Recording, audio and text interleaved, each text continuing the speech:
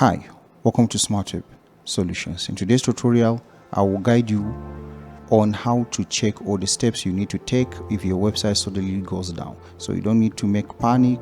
There are easy steps you need to follow to revive your website. Now, before we proceed, if you are visiting this channel for the first time, can you subscribe, like our page, and hit on the notification bell so that you get to be notified as we upload new videos. Now, the first thing you need to do to confirm whether the website is still not loading, you test the website on a multiple browsers on your device, or use a different device to check if your website is really down or is not accessible. So once you confirm the website is not down, the next thing to do is still down. The next thing to do is to check your internet connection. Sometimes the issue may not be with your website, but with your network, the particular network we are using. So you restart your router, and then, or you use a different connectivity to verify if the issue is still within that connection. So if you use another connection and you verify that your website is loading, then definitely the issue is from your own connection. So what you need to do is to get the connection IP. You can get that connection IP using whatismyipaddress.com, as your connection IP will be displayed on your screen. Let's take, for instance, we have our IP here. What is my IP address.com. So hit on the bar to get your IP. So now this is the connection IP I am using. So if you verify that the connection IP is a problem where your website is not loading with, then you get this IP and then you send it to your SmartWeb support ticket and have this IP whitelisted. So once the IP is whitelisted, you will be able to access your account again. But if the issue has nothing to do with your connection IP, the next thing to do is to verify the domain name and hosting. You check your domain name has expired, or if it has expired, or your hosting plan has expired. If it has expired, then definitely you need to renew your subscription before you'll be able to continue running your services. So to do that, you log into your client area, go to your services to verify the status of your hosting. If it's still active, you will see it active. If it has expired, then you will see the expiration, or you see the next due date indicated on your domain name. So I have a couple of services here that says terminated. I have certain messages that is still active. I have pending services.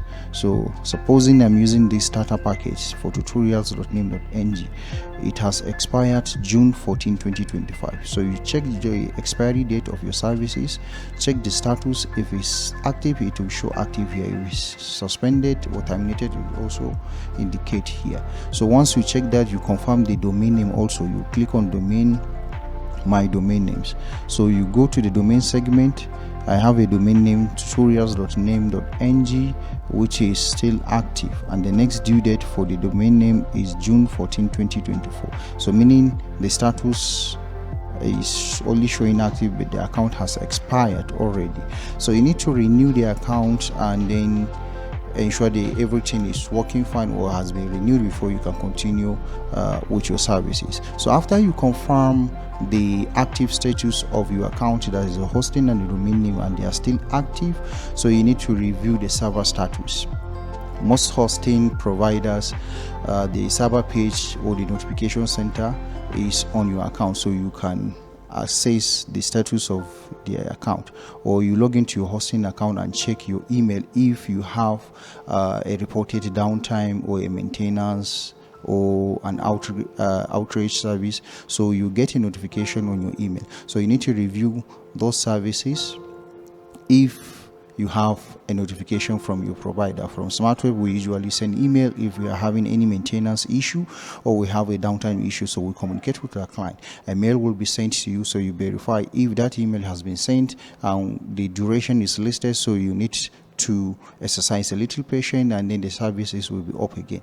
But if that is not the case, so you need to check on the DNS and the SSL settings on your domain name, of course.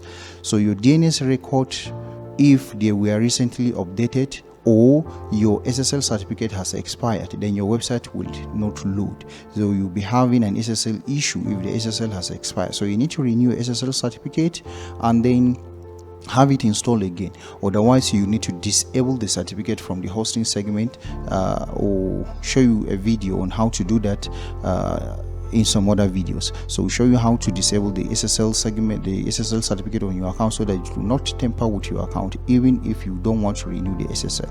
But if you want to renew the SSL, so you contact Smart Web Service, so we renew your SSL and then have the SSL active on your account before you continue using your services. Or if you are having an issue with the DNS, then definitely you have to check the DNS settings on your account. So you log into a DNS server or check the DNS services of the account. You can check the DNS on the DNS toolbox, on Into DNS or other DNS services, which you can of course check the status of your account. If you copy the domain name and then search it on the DNS toolbox, let's say Google toolbox. So if you search your domain name on Google Toolbox, you'll be able to see all the DNS related with your domain name. If there are recent updates on the DNS settings, you will also see that your MX record, your name server, your A record, your TXT record, everything. Just verify, enter the domain name and verify the DNS on that account. So if it is pointed correctly, then definitely you will see the record if they are correct or not. So if the DNS record is still correct and that is not the issue why your website is still down, so you need to check further. And what you need to look for is to look for errors in your control panel. Either you are using the C panel or you are using the Plex panel, irrespective of the control panel you are using. So you log into your account, check on the DNS, on the Errow log on your C panel to verify where the error is actually coming from. Is it a server related issue? Is it a theme issue? Is it a plugin issue? So you verify that. Once you verify the services or you get the error from the Errow log, you log into your cPanel, go to File Manager and then go to Errors and then view the Errow log. So the Errow will be able to detect to you where the issue is coming from. If the error is coming from your plugin, so you need to disable the particular plugin that is causing the issue, not to your website not to come up online. So once you disable the plugin or you disable the theme, if you disable the theme, then definitely you need to change to another theme before you can access your website online.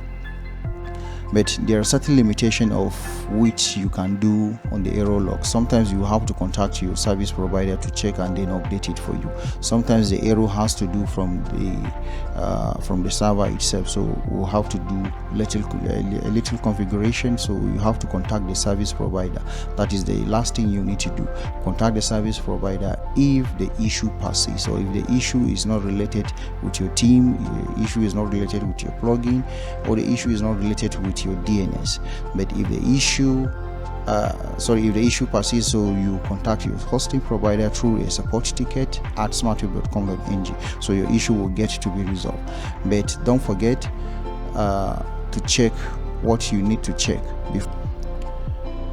So by following these steps, you can quickly identify the causes and get your website back online as fast as you can. Thank you for watching this video, and don't forget to drop your question if you have it on the comment section. And if you are visiting this channel for the first time, kindly subscribe, like our page and hit on the notification bell so that you get notified as we upload new videos. Thank you and see you some other time.